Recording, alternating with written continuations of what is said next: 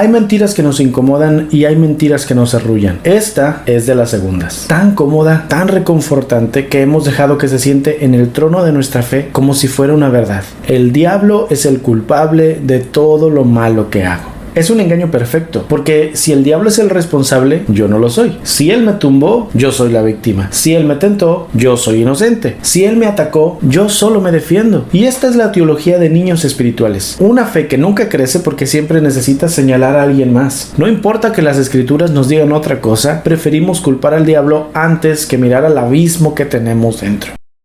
Desde el púlpito, en libros, en películas, en canciones, la iglesia nos pintó al diablo como un ser sobrenatural, omnipresente, obsesionado con nuestra vida. Un perseguidor incansable que nos sigue paso a paso para hacernos tropezar. Nos dijeron que él es la mente maestra detrás de todos los males, de todas las desgracias personales, de todos los pecados, de todas las guerras, de todo lo que se sale de nuestro control. Como si toda la narrativa bíblica girara alrededor de un personaje que, curiosamente, recibe más atención en nuestros sermones que el Dios que vive dentro de nosotros. Sin embargo, cuando en cada culto se menciona más al diablo que al Mesías, no estamos resistiendo al enemigo, lo estamos exaltando, le damos un protagonismo que ni la escritura le concede. La Biblia habla más de nuestra responsabilidad que de su supuesta persecución constante. Piensa en esto, en muchas iglesias después de cada problema alguien dice, el diablo está atacando a la iglesia. Si la ofrenda baja, el diablo atacó las finanzas. Si el pastor se enferma, el diablo lo enfermó. Si hay división, el diablo metió cizaña.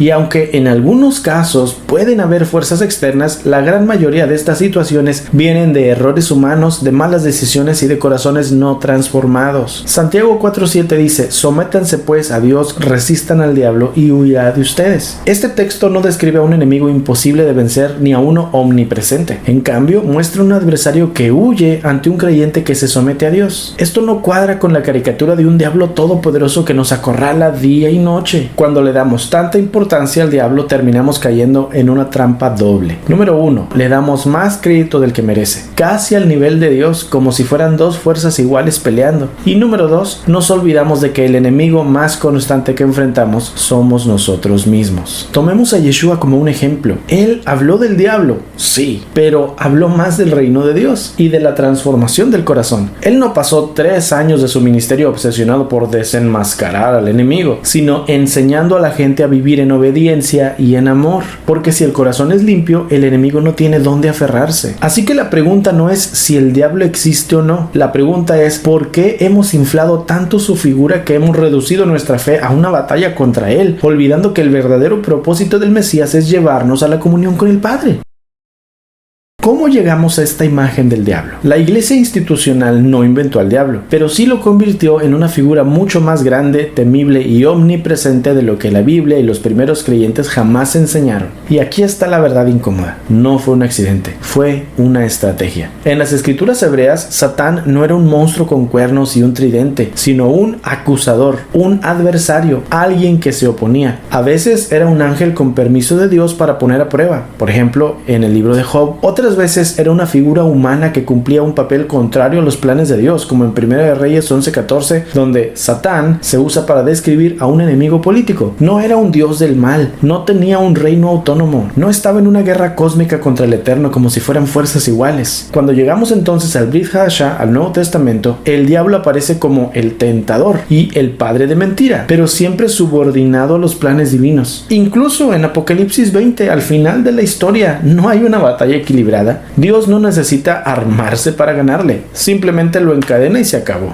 Entonces, ¿cómo pasamos de ese adversario bíblico a un rey del infierno con tridente, cola puntiaguda y un ejército de demonios reclamando almas? Ahí entra la mezcla cultural y política. Cuando el cristianismo se expandió por el Imperio Romano, absorbió, a veces sin querer, otras de forma deliberada, elementos del imaginario pagano. Hades de la mitología griega y Plutón de la romana ya eran figuras asociadas con un inframundo de castigos. Los artistas y predicadores empezaron a usar esas imágenes para enseñar sobre el juicio y el pecado porque eran reconocibles para la gente de la época. Y siglos después, en la Edad Media, llegó un golpe decisivo, la Divina Comedia de Dante Alighieri. Aunque era poesía y no profecía, Dante describió un infierno organizado en círculos, con un Lucifer grotesco congelado en el centro. Esa obra influyó influyó tanto en el arte, la predicación y el pensamiento popular que para millones de personas la Biblia dice cosas que en realidad escribió un poeta del siglo XIV. La iglesia institucional aprovechó entonces esta imagen torcida de quién es el diablo para algo muy conveniente: control. Si el diablo está en todos lados, si acecha cada pensamiento y cada decisión, entonces necesitas mediadores, rituales, coberturas espirituales y una obediencia a una estructura para mantenerte a salvo. Y así, el miedo se volvió el combustible para la obediencia ciega. Pero esa no es la verdad original. El Satán bíblico no es un dios del mal ni un monstruo todopoderoso. Y el único reino que tiene es el que le damos cuando nos negamos a asumir nuestra propia responsabilidad. El diablo entonces pasó de ser un adversario limitado en la narrativa bíblica a convertirse en una figura casi omnipresente en la teología de la iglesia, recibiendo más tiempo en sermones, más mención en oraciones y más protagonismo que la voz de Dios en la conciencia. El resultado: un cristianismo que, en vez de formar personas responsables y conscientes de su propia maldad interna, prefiere señalar a un enemigo externo adornado con cuernos y tridente y culparlo de todo, como si eso nos hiciera más santos. Hola, yo soy Eliud Emanuel Díaz, este es el Remanente Una Fe Inteligente y es un espacio dedicado para despertar conciencias y caminar hacia una fe auténtica, sin ataduras y sin manipulaciones. Te invito a suscribirte y activar la campanita de notificaciones para que seas parte de nuestra comunidad. Pero si esa imagen no es real, entonces el diablo no es ese ente invisible que se mete en tu casa, en tu mente y en tus decisiones cada vez que tropiezas. Entonces hemos usado su nombre como una máscara para cubrir algo mucho más incómodo, que la mayoría de nuestras caídas no necesitan ayuda sobrenatural porque nosotros mismos somos suficientes para destruirnos. La idea de un enemigo externo absoluto nos gusta porque nos absuelve, nos permite decir: no fue mi culpa, fue el diablo. Pero esta narrativa se cae cuando la enfrentamos con la verdad de la Escritura. Santiago 1:14. Cada uno es tentado cuando de su propia concupiscencia es atraído y seducido. Aquí no hay diablo, no hay demonios escondidos en las sombras en cada esquina. Hay deseos humanos, ego, orgullo y pasiones internas que buscan su propio camino, aún sabiendo que nos llevan a la ruina. Nadie necesita a Satanás para que un matrimonio se rompa si el esposo o la esposa deciden alimentar la infidelidad con mensajes ocultos y coqueteos entre comillas inocentes. Nadie necesita un demonio para caer en corrupción si el corazón ya codicia el poder y el dinero fácil. Nadie necesita al diablo para caer en adicciones si está buscando en sustancias o en pantallas la paz que rehúsa buscar en el eterno. No es que el diablo no pueda tentar, es que muchas veces él ni siquiera tiene que moverse porque nosotros nos tendemos la trampa y caemos solos. Yeshua lo dijo muy claramente: porque del corazón salen los malos pensamientos, los homicidios, los adulterios, las fornicaciones, los hurtos, los falsos testimonios y las blasfemias. Mateo 15:19. Yeshua no dice porque el diablo lo mete en ustedes, dice del corazón salen. El problema es interno, no importado desde afuera. Aquí está la verdad que casi nadie quiere escuchar en la iglesia. El enemigo más peligroso no es el diablo, es la parte de ti que no se quiere morir. Es tu carne aferrada a sus placeres, tus pensamientos obsesionados con tu propia gloria y tu orgullo que prefiere culpar a otro antes que arrepentirse. Pero si Dios hoy quitara al diablo del mapa, ¿cuánto de tu pecado desaparecería realmente? ¿Y cuánto seguiría ahí? Porque no viene de afuera, sino de ti. El diablo se ha convertido en una coartada espiritual, un personaje conveniente para explicar lo que no queremos aceptar, que gran parte de nuestro pecado nace de nuestra propia humanidad y otra de nuestra maldad más profunda. La comodidad de culpar afuera es peligrosa. Culpar al diablo es más fácil que mirarte al espejo. Es como tener un chivo expiatorio oficial que siempre paga la factura de tus malas decisiones. Si él es el responsable, entonces tú eres la víctima. Y una víctima no necesita arrepentirse, solo necesita liberación. Pero la Biblia no sostiene esa excusa. Jeremías 17:9 dice: engañoso es el corazón más que todas las cosas y perverso. ¿Quién lo conocerá? No dice que tu corazón es engañoso solo cuando el diablo lo influye. Dice que lo es por naturaleza. Perverso incluso sin intervención externa. Pablo lo confirma: yo sé que en mí, esto es, en mi carne, no mora el bien. Romanos 7:18. No menciona a Satanás como la fuente de su lucha. Habla de su propia inclinación al mal.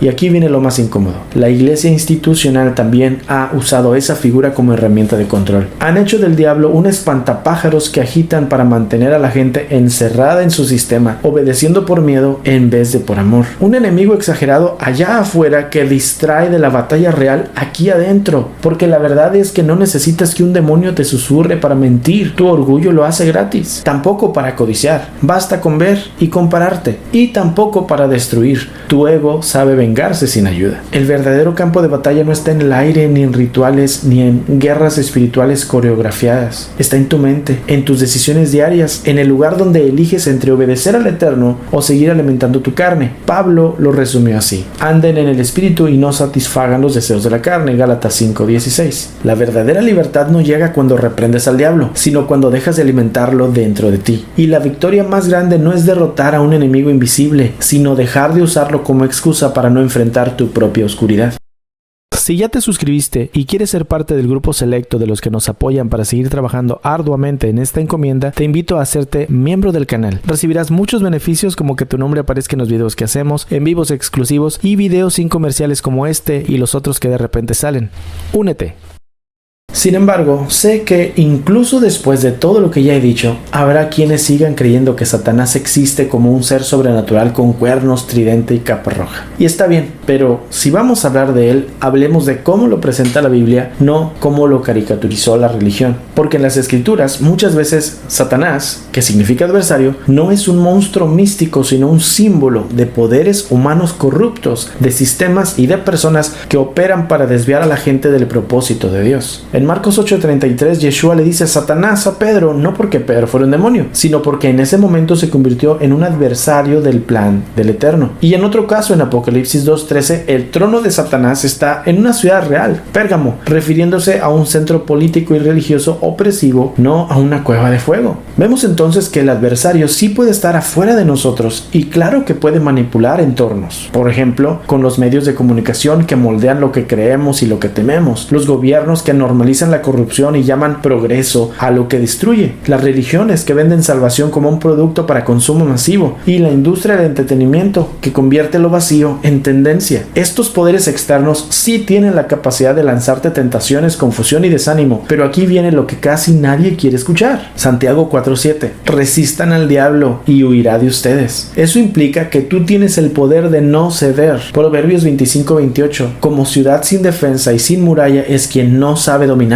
Es decir, que si no tienes dominio propio, cualquier influencia externa puede gobernarte. Por eso, aunque el adversario venga disfrazado de cultura, de política o de dogma religioso, su victoria depende de que tú entregues las llaves de tu mente y tu voluntad. Te pueden ofrecer placer instantáneo, pero no pueden obligarte a tomarlo. Pueden inundarte de ruido, pero no pueden tapar tu oído interno si tú eliges escuchar la voz de Dios. Y pueden ponerte distracciones frente al rostro, pero no pueden robarte la intimidad que tienes con Dios si tú decides buscarla. Recuerda, el verdadero campo de batalla no es un infierno subterráneo, es tu conciencia. Y ahí el adversario, sea humano, ideológico o institucional, solo gana si tú se lo permites. Así que te hablaré muy directamente. El problema no es que el diablo sea muy fuerte. El problema es que tú y yo preferimos creer que él es el culpable antes que admitir que nosotros somos quienes abrimos la puerta. Si siempre decimos fue el diablo quien me hizo pecar, entonces podemos seguir viviendo igual, justificar nuestras decisiones y dormir tranquilos. No necesitamos arrepentirnos, no necesitamos reflexionar, solo necesitamos un enemigo imaginario que cargue con nuestra culpa. Pero si reconozco que el problema soy yo, ya no tengo escapatoria. Ya no puedo culpar a mi jefe, al gobierno, a la iglesia, a los amigos y ni siquiera a un ser sobrenatural. La única persona responsable de mi vida, de mis palabras y de mis acciones soy yo. Si yo mentí para proteger mi orgullo, no fue el diablo, fui yo. Si destruí una relación por celos o por rencor, no fue el diablo, fui yo. Si me dejé arrastrar por un vicio o un placer instantáneo, no fue el diablo, fui yo. Y aquí es donde la confrontación se vuelve liberadora, porque al admitirlo, adquieres poder. El enemigo solo gana si tú le entregas el control, pero si tú decides tomar las riendas de tu vida, la misma fuerza que usabas para excusarte puede transformarse en disciplina, en dominio propio y en libertad. Pablo dice en Romanos 12:21, no sean vencidos de lo malo, sino vence con el bien el mal. La invitación es clara y firme. Deja de culpar al diablo, mira adentro, reconoce tu responsabilidad y empieza a tomar decisiones que reflejen la persona que realmente quieres ser. Después de todo lo que hemos visto, es momento de mirarte al espejo con honestidad. No para culparte, sino para reconocer tu responsabilidad y empezar a tomar control de tu vida espiritual y moral. Así que te dejo con 3 preguntas que no puedes evadir. Número 1. ¿Qué cosas en tu vida puedes atribuir honestamente al diablo y no a tu propia decisión? Piensa en momentos en los que sentiste presión externa, engaño o manipulación. ¿Fueron circunstancias que realmente escapaban de tu control o tu reacción también jugó un papel? Número 2. ¿Cuáles de esos momentos fueron simplemente por tu fragilidad humana? Todos tenemos límites, miedos, impulsos y errores inevitables. Mentir, enojarse, equivocarse, sentirse tentado, esas son señales de nuestra humanidad, no necesariamente de un ente maligno que nos persigue. Sin embargo, número 3, hay cosas que sí nacen de nuestra propia maldad, que ni siquiera Satanás tendría que inventar. En este caso, no hay excusas. Tus decisiones de herir, manipular, codiciar o engañar, esas son completamente tuyas. Reconocerlas es incómodo, pero también es la puerta hacia la transformación. Proverbios 28:13 dice: el que encubre sus pecados no prosperará, mas el que los confiesa y se aparta alcanzará misericordia. Hacer una reflexión y una autoevaluación no es para que te castigues, sino para despertar tu conciencia. Cuando diferencias lo que viene de afuera de lo que nace de ti, y cuando tomas responsabilidad de tu maldad y tus decisiones, dejas de ser víctima y te conviertes en autor de tu vida espiritual. Este ejercicio es duro, sí, pero es liberador, porque solo reconociendo la verdad sobre ti mismo puedes empezar a vivir en libertad, sin culpar al diablo, sin esconderte detrás de excusas y con la capacidad de crecer espiritualmente de manera real. Quiero recordarte que tenemos disponible mi libro El Proceso. Esta es una guía para atravesar las etapas más oscuras y más difíciles de tu fe y salir de ellas más fuerte y más libre. Lo puedes conseguir en Amazon en formato físico, pero también puedes conseguirlo en PDF si comentas la palabra proceso. Te dejaré los vínculos de Amazon en la descripción del video y en el primer comentario fijado. También te aviso que estamos construyendo un pequeño recinto en Río Bravo, Tamaulipas, México, para recibir al remanente de esta ciudad y a todos los que quieran venir.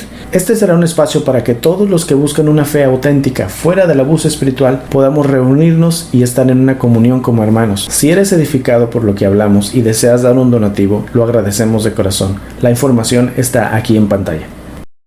Así que hemos recorrido un camino incómodo, pero necesario. Hemos visto cómo la imagen del diablo que nos enseñaron no refleja la realidad bíblica, cómo la iglesia institucional ha inflado ese miedo y cómo muchas veces nos hemos escondido detrás de un enemigo invisible para no mirar dentro de nosotros. Ahora la pregunta es, ¿qué vas a hacer con esta verdad? Porque entender todo esto no sirve de nada si seguimos dejando que otros decidan por nosotros o que nuestros propios impulsos internos gobiernen nuestra vida. El cambio empieza hoy, aquí y ahora, con una decisión consciente. Número 1. Dejar de culpar al diablo y asumir responsabilidad de tus decisiones. Número 2. Reconocer tu humanidad y tus fragilidades sin miedo ni culpa paralizante. Y número 3. Aceptar tu propia maldad interna, no para castigarte, sino para transformarla en conciencia, autodominio y libertad. Recuerda lo que Pablo dijo en Romanos 12:2. No se conformen a este siglo, sino sean transformados por medio de la renovación de su entendimiento, para que comprueben cuál sea la voluntad buena del Eterno, agradable y perfecta. Eso significa que la verdadera revolución espiritual no es luchar contra demonios imaginarios ni esperar que alguien más cambie el mundo por ti. Es tomar control de tu corazón, tu mente y tus acciones, para que lo que hagas refleje la persona que realmente quieres ser y la relación auténtica que quieres con Dios. Así que te dejo este desafío. Haz tu autoevaluación, las preguntas que vimos hace un momento, honestamente. Reconoce lo que viene de afuera y lo que nace de ti, y decide hoy mismo no entregar tu autoridad a excusas, a miedos ni a manipulaciones externas. La libertad espiritual empieza cuando dejas de ser víctima del diablo y te conviertes en dueño de tu vida, responsable de tus decisiones y consciente de tu espíritu. Y recuerda, no estás solo en esto. Cada paso hacia la verdad te acerca a la libertad, y cada decisión consciente fortalece tu capacidad de vivir sin culpas ajenas, sin miedo inventado y con un dominio interno que ningún poder externo puede arrebatarte. Y si quieres ver cómo este mismo patrón de distracción y manipulación se ha manifestado a lo largo de la historia, cómo la iglesia institucional ha usado el miedo y las falsas imágenes para controlar a las personas, te invito a ver nuestro video Cómo la iglesia prostituyó a Jesucristo. Ahí descubrirás cómo se ha desviado el verdadero mensaje de Yeshua y cómo podemos empezar a recuperar una fe auténtica, libre de miedo y de excusas. Así que no te lo pierdas. Tu conciencia y tu libertad espiritual te lo agradecerán. Nos vemos allá.